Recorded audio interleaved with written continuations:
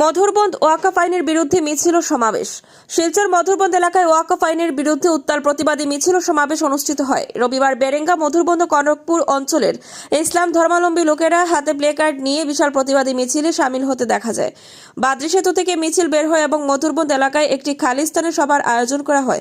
মিছিলকে কেন্দ্র করে পুলিশের ছিল তৎপর। আগে থেকে সদর ওসি দলবল নিয়ে হাজির ছিলেন। মিছিল মধুরবন্দ পৌঁছার পর কিছু লোক চামড়া গুদাম পর্যন্ত পৌঁছে যান। সেখানে সড়কের উপর বসে প্রতিবাদ শুরু করেন। তখন পুলিশের সঙ্গে কিছুটা ছেলাধাক্কা হয়। এর মধ্যে কয়েকজন লোক পুলিশকে লক্ষ্য করে ঢিল ছুড়লে পুলিশ লাঠিচার্জ করতে বাধ্য হয় বলে জানা যায়। ছুটে যান পুলিশ সুপার নুমাল মাহাতো। প্রশাসনের কড়া পদক্ষেপে পরিস্থিতির নিয়ন্ত্রণে আসে। আয়োজকের পক্ষে আজাদ হোসেন মজুমদার সাংবাদিকদের মুখোমুখি হয়ে এদিনের কর্মসূচি কথা তুলে ধরে শান্তিপূর্ণভাবে সম্পন্ন হওয়া পুলিশ প্রশাসনের প্রতি কৃতজ্ঞতা প্রকাশ করেন। তিনি বলেন, অল ইন্ডিয়া মুসলিম পার্সোনেল ল বোর্ডের নির্দেশ মতে শান্তিপূর্ণভাবে প্রতিবাদ কর্মসূচি হাতে নেওয়া হয়। তিনি বলেন, কিছু লোক চামড়া গুদামের দিকে চলে যান মিছিল নিয়ে। সেখানের পুলিশের সঙ্গে ধাক্কাধাক্কি বা ঢিলছোড়া ও লাঠিচার্জের শুনেছেন। তিনি এও বলেন, পুলিশ যদি তাদের বিরুদ্ধে কোনো পদক্ষেপ নেয় তাহলে এর কোনো প্রতিবাদ করবে না। ল বোর্ড জানিয়েছে 2.5 মাস শান্তিপূর্ণ আন্দোলন চলবে এবং সরকারি সম্পত্তি হলো সাধারণ মানুষের সম্পত্তি, তাই কোনোভাবে ক্ষতিগ্রস্ত করা না হয় সে কথাও বলা হয়। শান্তিপূর্ণ প্রতিবাদ কর্মসূচি সম্পন্ন হওয়ায় অংশগ্রহণকারীদের ধন্যবাদ জানান।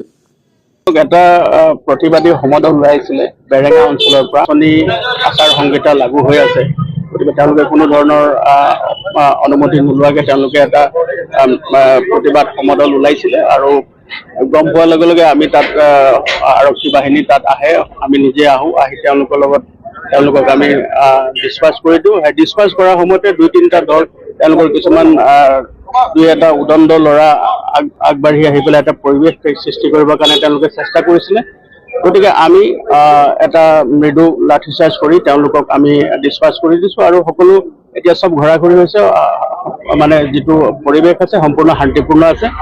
আৰু আমি ৰাইজক আহ্বান কৰিছোঁ যে যি কথাই হওক অগণতান্ত্ৰিকভাৱে যিকোনো ধৰণৰ এনেকুৱা যদি ব্যৱস্থা তেওঁলোকে হাতত লয় তেওঁলোকৰ বিৰুদ্ধে কঠোৰতম আইনগত ব্যৱস্থা ল'বৰ কাৰণে আমি সাজু হৈ আছোঁ। আৰু এতিয়া ইয়াত পৰিস্থিতি সম্পূৰ্ণ নিয়ন্ত্ৰণাধীন আছে আৰু যিটো তেওঁলোকৰ যিটো প্ৰতিবাদী সমদল ওলাইছে তেওঁলোকে চব ঘৰা-ঘৰি হৈছে। আমি তেওঁলোকক কৈ দিছোঁ আৰু তেওঁলোকৰ যিসকল জনা বুজা লোক আছিলে তেওঁলোকে ইতিমধ্যে সকলো ৰাইজক বুজাই মেলি তেওঁলোকে পঠাই দিছে আৰু তেওঁলোকে ইয়াৰ পৰা গুচি গৈছে।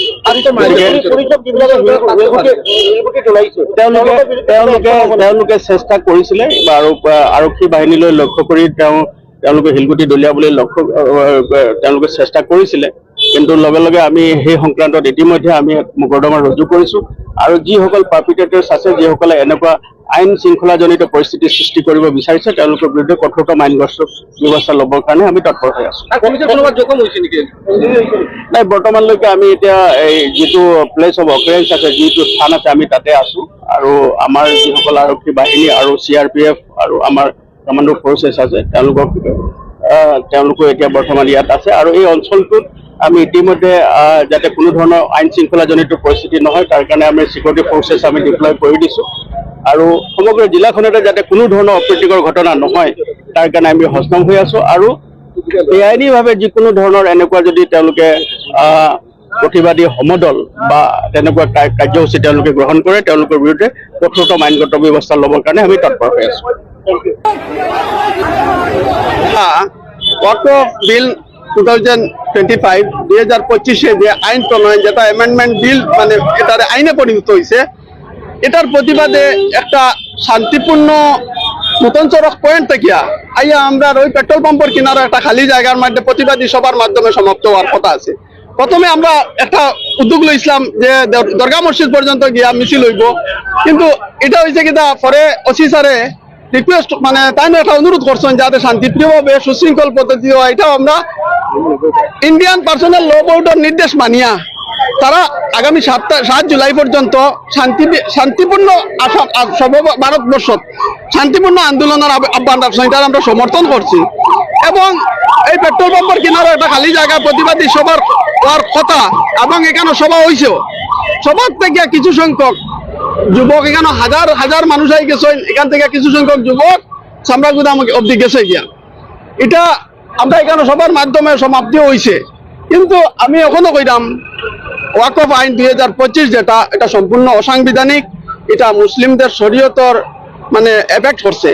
অ্যাকচুয়ালি আমরা তো দেখছি না, কিন্তু এটা যদি হইয়া থাকে এটা খারাপ হয়েছে। পুলিশে লাঠি চার্জ বাধ্য হয়েছে, একটা সময় কন্ট্রোলের বারে যার পুলিশে লাঠি চার্জ করছে, যেটা এটা বাধ্য হইয়া করছে, এটা আমরা দূষণ না। কিন্তু যদি যদি পাত্তর মারিয়া থাকে এটা অন্যায় করছে, এটারে আমরা কোনো অবস্থা মানিয়ে নিতে পারি না।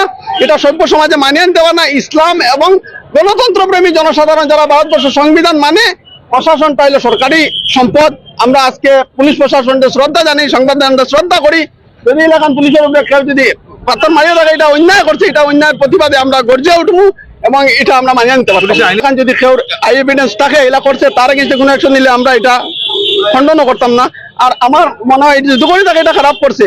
আর আজকে যেভাবে প্রশাসনের সহযোগিতা করছে এর লাগে আমরা ধন্যবাদ জানাই। আর সদর ওসি স্যার আজকে 3 ঘন্টা ব্যাপী কেন রাস্তার মধ্যে, এসপি স্যারও আইসেন, তারা যেভাবে সহযোগিতা করছে এই আন্দোলনে, এবং এটার লাগে আমি বারবার শ্রদ্ধা করি। আর এবং তারা পুলিশের আমার কোনো ক্ষোভ নাই।